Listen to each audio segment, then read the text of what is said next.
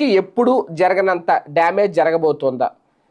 పాతకాలంలో ఒక సామెత ఉంటుంది పురాణ కాలంలో.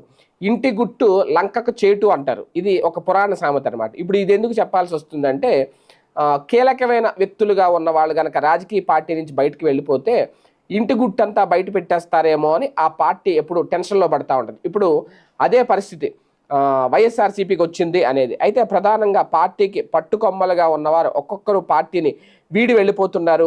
వాస్తవానికి ఏ పార్టీకి చూసుకున్నా మూల విరాట్లు అనే వాళ్ళు ఉంటారు. వాళ్ళు పార్టీ గడప అయితే దాటరు ఎప్పుడు. ఆ పార్టీ అధిష్టానంతో ఉంటారు. ఇప్పుడు తెలుగుదేశం పార్టీలో చూడండి కీలక వ్యక్తులు ఇప్పటికీ కూడా యనమల రామకృష్ణుడు కానీ ఇలాంటి వాళ్ళు, కళా వెంకట్రావు గారు, ఇప్పుడు అయ్యన్న పాత్రుడు, ఇలాంటి వాళ్ళు ఎప్పటి నుంచో పార్టీలోనే అంటిపెట్టుకుని చంద్రబాబు కూడానే ఉంటారు. పార్టీ ఎలా వర్ల రామయ్య గారు ఇలాంటి వాళ్ళందరూ పార్టీ ఏ పరిస్థితిలో ఉన్నా ఏ క్లిష్ట సమయంలో ఉన్నా పార్టీని వెంట పెట్టుకుని ఉంటారు. అంతే తప్ప కొంతమంది కింద స్థాయి వాళ్ళు వెళ్ళిపోతారు, అది వేరే విషయం. కానీ వీళ్ళు మాత్రం పెద్ద